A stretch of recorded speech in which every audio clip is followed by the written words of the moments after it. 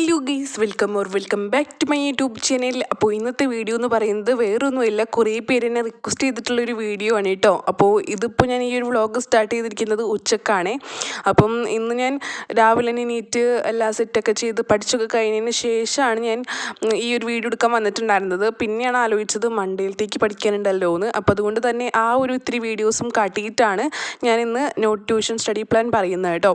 അപ്പോൾ ഈ ഒരു വീഡിയോൻ്റെ കോണ്ടൻറ്റ് ഞാൻ പറഞ്ഞില്ലല്ലോ, SSLC 10th new tuition study plans ആണ് കേട്ടോ ഇന്നത്തെ വീഡിയോയിൽ ഞാൻ എക്സ്പ്ലെയിൻ ചെയ്യാൻ വേണ്ടിയിട്ട് പോണത്. അപ്പോൾ കുറേ പേർക്ക് തന്നെ ട്യൂഷൻ ഉണ്ടാവില്ല, കുറേ പേർക്ക് ട്യൂഷൻ ഉണ്ടാവും. ഈ ട്യൂഷനുള്ള ആൾക്കാർക്കും ഭയങ്കര യൂസ്ഫുള്ളാണ് ഈ ഒരു വീഡിയോ. അപ്പോൾ നിങ്ങൾ ഫുള്ളായിട്ട് തന്നെ ഇരുന്ന് കാണാൻ ഇഷ്ടപ്പെട്ട് കഴിഞ്ഞാൽ ലൈക്കും ഷെയറും സബ്സ്ക്രൈബും ഒന്നും മറക്കണ്ട കേട്ടോ. മിക്ക ടൈമും ഉച്ചക്കാണ് കേട്ടോ വീഡിയോ എടുക്കാറുള്ളത്. മോർണിംഗും ഈവനിങ്ങും എനിക്ക് ക്ലാസ് ഉണ്ടാവുമല്ലോ. അപ്പോൾ അതുകൊണ്ട് തന്നെ അത് കഴിഞ്ഞിട്ട് വീഡിയോ എടുക്കാൻ ടൈമൊന്നും കിട്ടാറില്ല. അപ്പോൾ മോർണിംഗ് ക്ലാസ്സൊക്കെ കഴിഞ്ഞതിന് ശേഷം ഞാനൊരു ഉറക്കമൊക്കെ പാസ്സാക്കിയിട്ടാണ് ഫുഡൊക്കെ കഴിച്ച് വന്നിട്ടായിരുന്നു ഈ ഒരു വീഡിയോ എടുത്തിട്ടുണ്ടായിരുന്നത്. അപ്പം ഉച്ചക്കായതുകൊണ്ട് തന്നെ നല്ല ചൂടുണ്ടായിരുന്നു കേട്ടോ റൂമിൽ. എന്നാലും വീഡിയോ എടുക്കാതിരിക്കാൻ പറ്റില്ല, പിന്നെ ായാലും പറ്റില്ലല്ലോ. അപ്പോൾ അതുകൊണ്ട് തന്നെ രണ്ടെണ്ണവും ചെയ്യാമെന്ന് വിചാരിച്ചു. കുറേ നേരം ഞാൻ പുറത്തോട്ടൊക്കെ എക്സ്പ്ലോർ ചെയ്തിരുന്നു കേട്ടോ. ഇതെനിക്ക് എല്ലായ്പ്പോഴുള്ള ഒരു സ്വഭാവമാണ്. ഞാനാണെങ്കിൽ ഇത് തന്നെ എല്ലാ വീഡിയോസിലും കാട്ടാറുണ്ട്. അപ്പോൾ അതുകൊണ്ട് തന്നെ കുറേ നേരം പുറത്തൊക്കെ നോക്കിയതിന് ശേഷം പഠിക്കാനിരിക്കാമെന്ന് വിചാരിച്ചു കേട്ടോ. അപ്പോൾ കുറേ പേരുടെ അഭിപ്രായം പ്രകാരം ഞാൻ ഡൈനിങ് ടേബിളിൽ നിന്ന് ഇങ്ങോട്ട് ഷിഫ്റ്റ് ആയിരിക്കുകയാണ്. കാര്യം കുറേ പേര് എന്നോട് ചോദിച്ചു ഡെസ്ക് മേക്ക് ഓവർ ചെയ്തിട്ട് അവിടെ നിന്ന് പഠിച്ചുകൂടിയെന്ന്. അപ്പോൾ അതുകൊണ്ട് ഞാൻ ഇവിടെ വന്നിരുന്ന് പഠിക്കാമെന്ന് വിചാരിച്ചു. ഇനി മുതൽ ചൂടെടുക്കുന്ന ടൈമിൽ ഞാൻ എന്തായാലും ഡൈനിങ് ടേബിളിലോട്ട് പോകാമെന്ന് വിചാരിച്ചു കേട്ടോ. അപ്പം ഇപ്പം എനിക്ക് പിന്നെയും കുഴപ്പമില്ല, കാര്യം വിൻഡോസൊക്കെ ഓപ്പൺ ചെയ്തിട്ടുണ്ടല്ലോ, ഇത്രയെങ്കിലും കാറ്റൊക്കെ കിട്ടുന്നുണ്ട്. പിന്നെ ഫാനിൻ്റെ കാറ്റും ഉണ്ട്, പക്ഷേ അധികം എത്തുന്നില്ല. ഞാൻ പറഞ്ഞിട്ടുണ്ടായിരുന്നു എൻ്റെ ഡെസ്ക് ഭയങ്കര കോർണറായിട്ടാണ് കിടക്കുന്നതെന്ന്. അതൊക്കെ പോട്ടെ. അപ്പോൾ ഞാനിപ്പോൾ പഠിക്കാൻ വേണ്ടിയിട്ട് പോണത് നമ്മുടെ മാത്സിലെ ചാപ്റ്റർ 10th ആയിട്ടുള്ള സർക്കിൾസ് ആൻഡ് ആംഗിൾസ് എന്ന് പറഞ്ഞിട്ടുള്ള ഒരു ചാപ്റ്ററാണ് കേട്ടോ. ഈ ഒരു ചാപ്റ്റർ എനിക്ക് നന്നായിട്ട് ഇഷ്ടപ്പെട്ടു. പ്രൂവ് ക്വസ്റ്റ്യൻസ് ഒഴിച്ചിട്ട് എനിക്ക് ബാക്കിയെല്ലാം ഇഷ്ടപ്പെട്ടു. ഈ ഒരു സർക്കിൾസ് ആൻഡ് ആംഗിൾസ് എന്ന് പറഞ്ഞിട്ടുള്ള ചാപ്റ്റർ പോലെ തന്നെ നമുക്ക് 10th രണ്ടാമത്തെ ചാപ്റ്റർ പഠിക്കാനുണ്ട് കേട്ടോ. അപ്പോൾ ഇതിപ്പോൾ 10th ചാപ്റ്ററായി. കുറേ പേര് ചോദിച്ചു ഇത്ര പെട്ടെന്ന് ഇവിടെ എത്തിയോന്ന്. അതേ ഗൈസ്, ഇത്ര പെട്ടെന്ന് എത്തി. അപ്പം ഈ ഒരു സർക്കിൾസ് ആൻഡ് ആംഗിൾസിൽ ഡ്രോയിങ് ക്വസ്റ്റ്യൻസ് മാത്രമായിരുന്നു ഇന്ന് മോർണിംഗ് ക്രാഷ് കോഴ്സിൽ ടീച്ചർ എടുത്തിട്ടുണ്ടായിരുന്നത്. അപ്പോൾ ഞാൻ അത് മാത്രം പഠിക്കാമെന്ന് വിചാരിച്ചു. മാത്രം എടുത്തിട്ടുള്ളൂ, അത് വേറൊരു കാര്യം.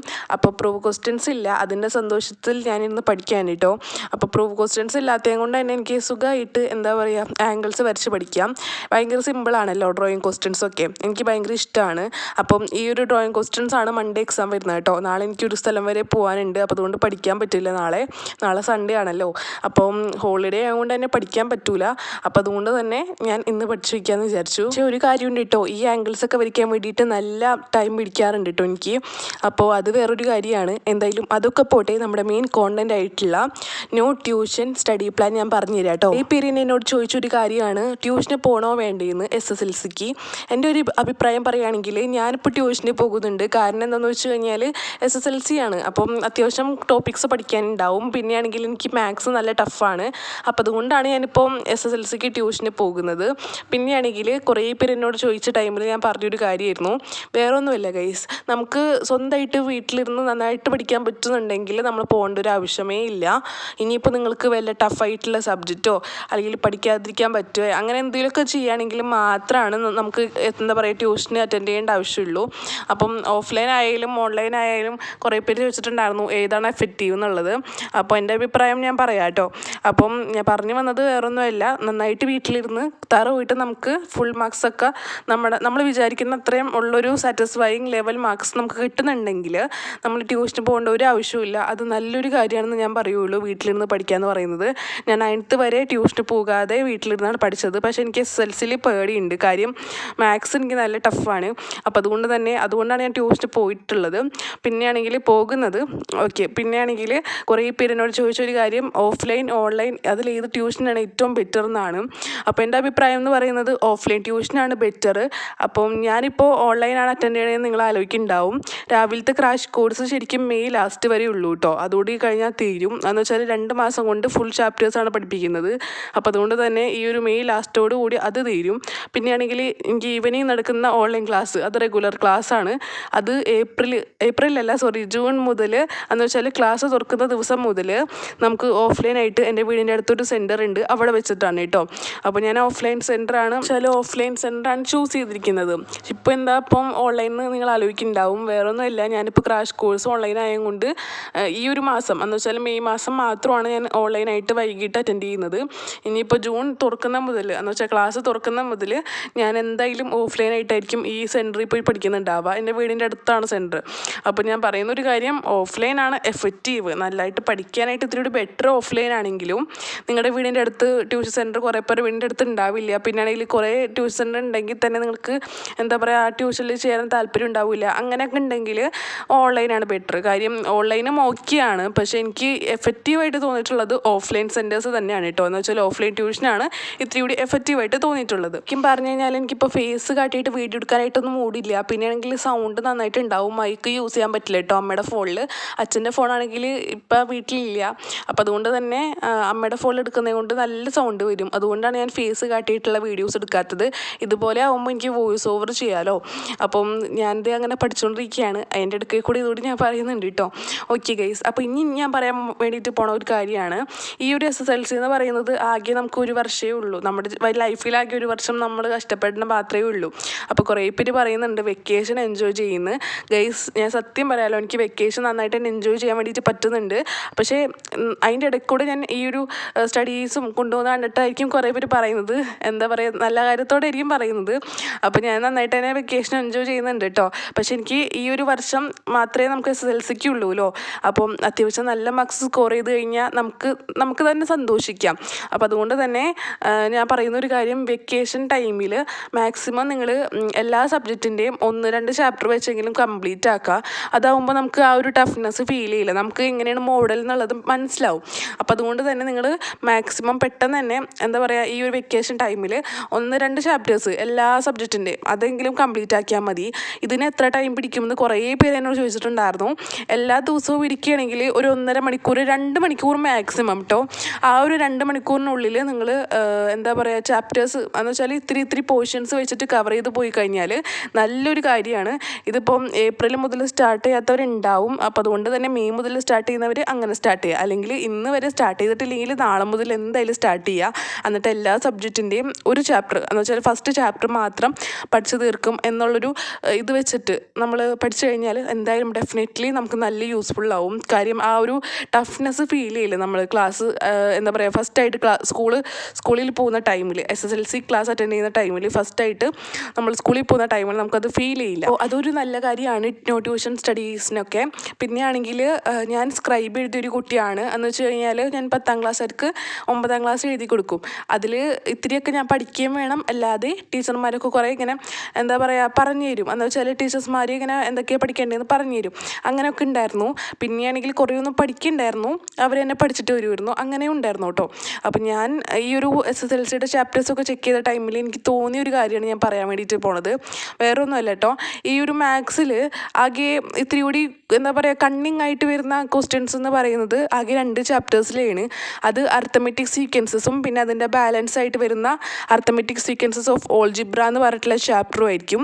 എന്ന് വെച്ചാൽ ചാപ്റ്റർ 1ഉം ചാപ്റ്റർ 3ഉം മാത്സിലെ ഭയങ്കര ഇമ്പോർട്ടൻ്റ് ആണ്. ആ 2 ചാപ്റ്ററും നന്നായിട്ട് തന്നെ പഠിക്കാൻ വേണ്ടിയിട്ട് ശ്രമിക്കുക. പിന്നെയാണെങ്കിൽ നമ്മുടെ മാത്തമെറ്റിക്സ് ഓഫ് ചാൻസസ് എന്ന് പറഞ്ഞിട്ടുള്ള ചാപ്റ്റർ നിങ്ങൾക്ക് മനസ്സിലായി എന്ന് വിശ്വസിക്കുന്നു. നമ്മുടെ പ്രോബബിലിറ്റിയുടെ ചാപ്റ്റർ, ആ ഒരു ചാപ്റ്ററും നന്നായിട്ട് തന്നെ കോൺസെൻട്രേറ്റ് ചെയ്യണം. അതിൽ നിന്നും ക്വസ്റ്റ്യൻസ് വന്നിട്ടുണ്ടായിരുന്നു ഞാൻ SSLC എഴുതിയ ടൈമിൽ. എന്ന് വെച്ചാൽ ഇതിപ്പോൾ ഞാൻ എഴുതാൻ പോണത് എൻ്റെ സെക്കൻഡ് SSLC ആണ്. ഫസ്റ്റ് SSLC സ്ക്രൈബ് ആയിരുന്നു. അപ്പം ആ ഒരു ടൈമിൽ എനിക്ക് തോന്നിയ കാര്യമാണ് കേട്ടോ, ഈ ഒരു മാത്സിൽ അവർ ക്വസ്റ്റ്യൻസ് ഇട്ടിരിക്കുന്നത് ഏകദേശം എല്ലാവരും സിമിലാരിറ്റി ഉള്ളതാണ്. അപ്പോൾ അതുകൊണ്ട് തന്നെ അധികം ടഫായിട്ടൊന്നും എനിക്ക് തോന്നിയില്ല. ഞാൻ പഠിച്ച കാര്യമൊക്കെ വന്നിട്ടുണ്ടായിരുന്നു കുറേയൊക്കെ. പിന്നെയാണെങ്കിൽ ഇത്തിരി കൂടി കണ്ണിങ് ആയിട്ടുള്ള ക്വസ്റ്റ്യൻസ് എന്ന് പറയുന്നത് ഇക്വേഷൻ്റെ ചാപ്റ്റേഴ്സിലൊക്കെയാണ്. ട്രിഗണോമെട്രി ആ ചാപ്റ്ററിൽ നിന്നൊക്കെ വന്നിട്ടുണ്ടായിരുന്നു കേട്ടോ. പ്രൂഫ് ക്വസ്റ്റ്യൻസും ഉണ്ടായിരുന്നു.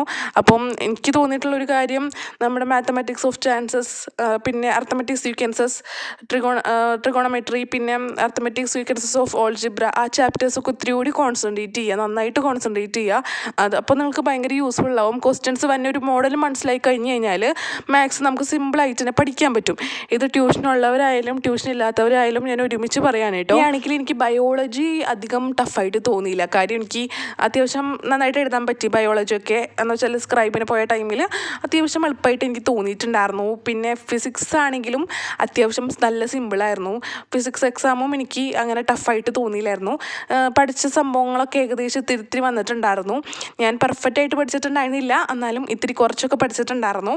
അപ്പം പിന്നെ എനിക്ക് തോന്നിയ ഒരു കാര്യമാണ് കെമിസ്ട്രിയിൽ ഫസ്റ്റ് ചാപ്റ്റർ ഇത്തിരി ടഫാണെന്ന് എനിക്ക് തോന്നിയിട്ടുണ്ടായിരുന്നു. കെമിസ്ട്രി എക്സാം എന്താ പറയുക ഉൾപ്പെടെ ഭയങ്കര ടഫായിരുന്നു കെമിസ്ട്രി എക്സാം എന്ന് പറയണത്.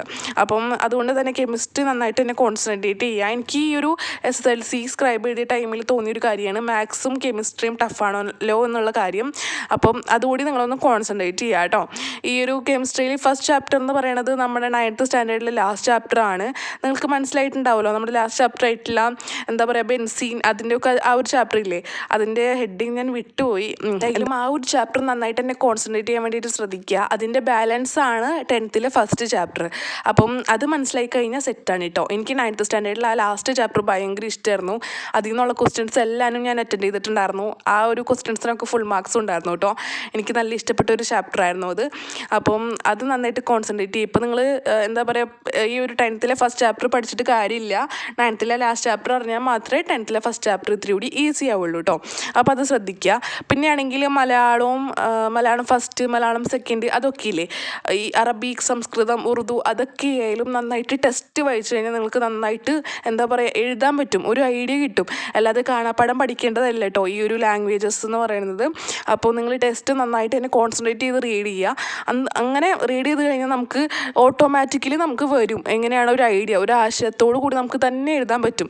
അപ്പം അതൊന്നും എല്ലാവരും തന്നെ ശ്രദ്ധിക്കുക. ആണെങ്കിൽ സോഷ്യൽ ഭയങ്കര ടഫാണെന്ന് എനിക്ക് തോന്നിയിട്ടുണ്ട്. കാര്യം SSLCയിൽ കുഴപ്പിക്കാറുള്ള സബ്ജക്റ്റ് എന്ന് പറയുന്നത് മാത്സും കെമിസ്ട്രിയും സോഷ്യലും ഒക്കെയാണ്. അപ്പോൾ നിങ്ങൾ സോഷ്യൽ കൂടി എല്ലാവരും ഒന്ന് അടിച്ചു വിറക്കി അങ്ങോട്ട് പഠിക്കുക. കാര്യം കെമിസ്ട്രി അല്ല കേട്ടോ, ജോഗ്രഫിയും ഹിസ്റ്ററിയും നല്ല സിമ്പിളാണെന്നാണ് നമ്മുടെ വിചാരം. പക്ഷെ അങ്ങനെയല്ല കേട്ടോ. ഈ ഒരു SSLCയിൽ അത്യാവശ്യം കുറേ പഠിക്കാനുണ്ട്.